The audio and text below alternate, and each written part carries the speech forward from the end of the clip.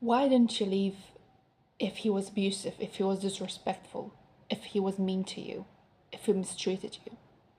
It's so easy to make that judgment on someone, right? If you haven't been in that situation. Let me tell you, when you're right in the middle of that storm, it feels completely different than just being a neutral observer of a situation from the side.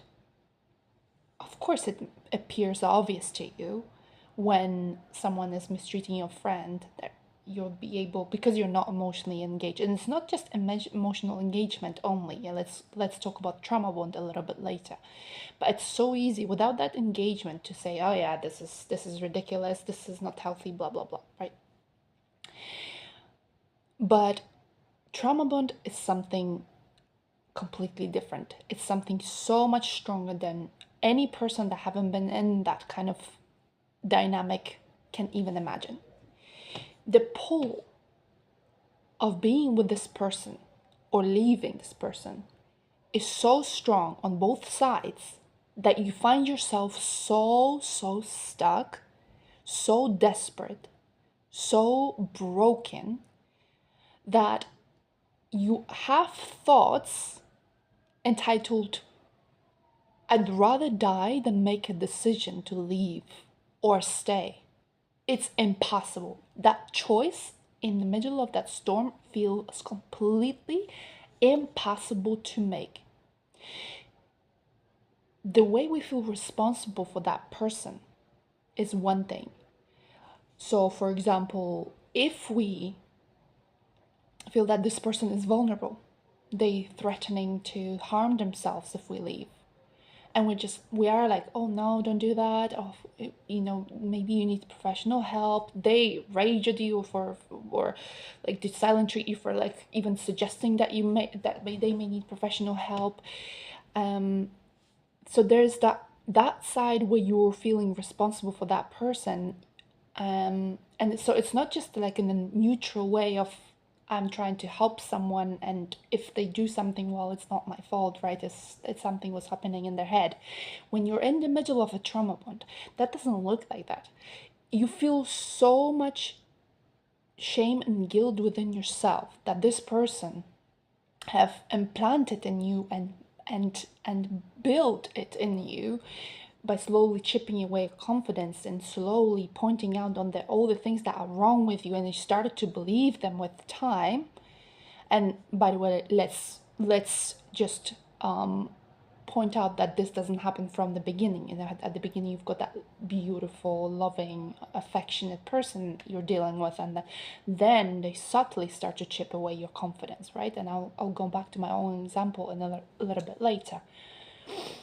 But so that guilt and shame takes such a strong pull in you that you are scared you're not going to survive. You literally feel like you're going to die if they've done something to themselves, because you're so strongly addicted emotionally to that person. So it's like once something happens to their life, you're responsible. It's like they make you this unhealthily responsible person for their life. This is completely unhealthy, but you don't realize this. You don't realize it with your body, because in your head you might do, but you don't really believe your mind because your body is so scared, right? That something is going to happen. So that's one thing. Another thing is when we feel that person would not be okay with us leaving, because if we do, that person will do something to us. What will happen to me if I leave?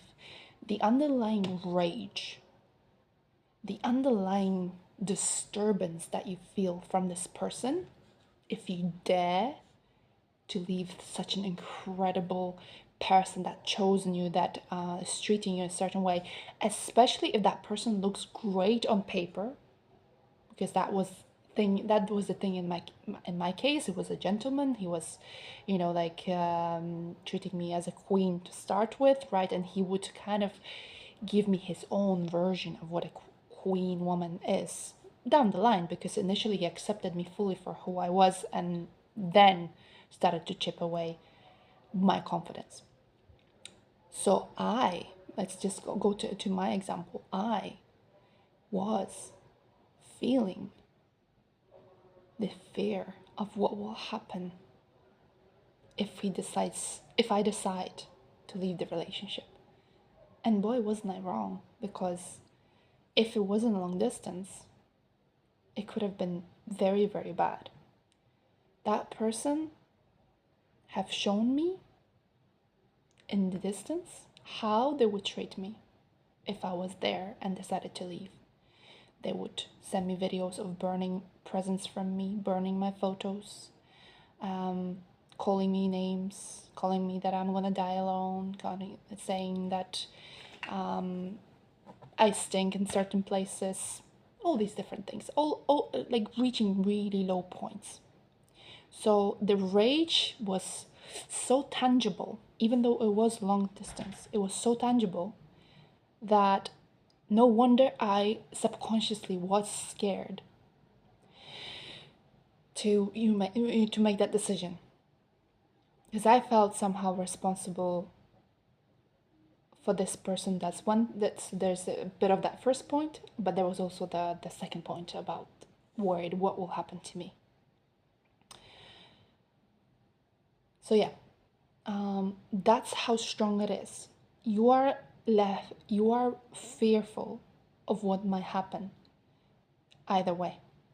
There may be other cases, but those 2 points kind of stand out to me the most. So let's look at one more thing here, because there's a lot of these talks like, well, you're the empath, but what in you attracted this person? And there's so much of that spiritual talk out there, which is great, don't get me wrong, because the purpose of this is to empower you and so you take ownership of your life. But let's not forget that, for example, in my instance, I stepped into that relationship quite confident. I was quite confident. And those things that I was being shamed for later, they were not the point of shame for me in the past. No. A lot of these things that that person told me were wrong to do, I thought I was neutral towards them. I felt okay with them. I was like, I don't mind. Like, people are like, people are allowed to do whatever they want to do, and like, as long as you're not bothering anyone, yeah, you're fine. The problem was with my boundaries, because I allowed that person then chip away my confidence that certain things are okay, that certain friendships are okay, that I don't know, living life a certain way is okay, as long as you're loyal, as long as you love them, as long as you're supportive, as long as you're that light in their life, then everything is good.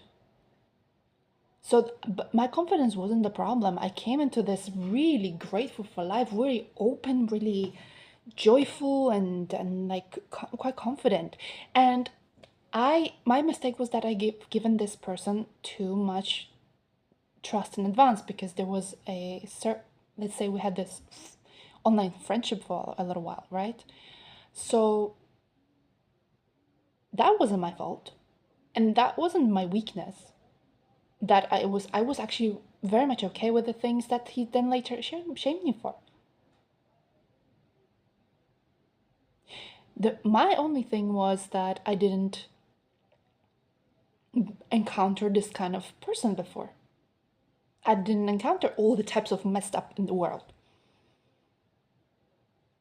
There was nothing wrong with me. Sure, boundaries, yeah, they're required, but they're required because there's so many messed up people out there. If everyone treated with each other with respect and treated innocence the way it's supposed to be treated, sweetness with the way it's supposed to be treated, that's not my fault that someone doesn't feel my gentleness and beauty in my light, or if they feel it and they decide to destroy it. How is that my fault? So I just want to point it out and validate those people that hear these things like, what is it in you attracted this person, and that makes you feel more guilty and more shameful about your own decisions and how you stayed and how you should have seen something sooner, or whatever it is. Especially if you were walking into this relationship confident, you can see that it's not you. The only problem was that you didn't have boundaries, because you didn't encounter the need to create such strong boundaries, because you didn't meet up with this kind of messed up in your life before, right? So I just wanted to validate you, you know.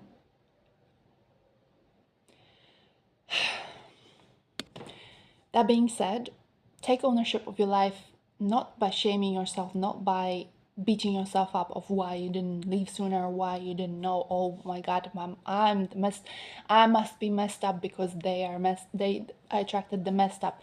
No, a lot of these people that are toxic, narcissistic, they often target confident, beautiful women. And the fact that they're able to chip them away, that doesn't mean that there was something wrong with these women. They shouldn't have to have such strong boundaries. Not even like they should have boundaries, but they shouldn't have to be equipped against the messed up. It's just a requirement of the modern world, because there's just so much messed up out there. Yeah. Anyway, that's it. I wanted to create a slightly longer video just to cover more. I hope this helps. I hope this validates your pain. I hope this validates what you've been through, and I hope it makes you feel kinder towards yourself and love yourself more, and still empower yourself and look at those where you need to build those boundaries and build the strength to not allow people that use others to use you. But yeah, don't stay in the mindset of the victim, but allow yourself to grieve that, and don't blame yourself. Just take it as an opportunity to learn, to grow, to just to use it as a foundation for self-love greater than ever. And yeah, and I hope your life is going to turn beautifully, and I know it will, because look at you, you're still strong. You're still here standing strong, after something that should have destroyed you, technically. So, lots of love.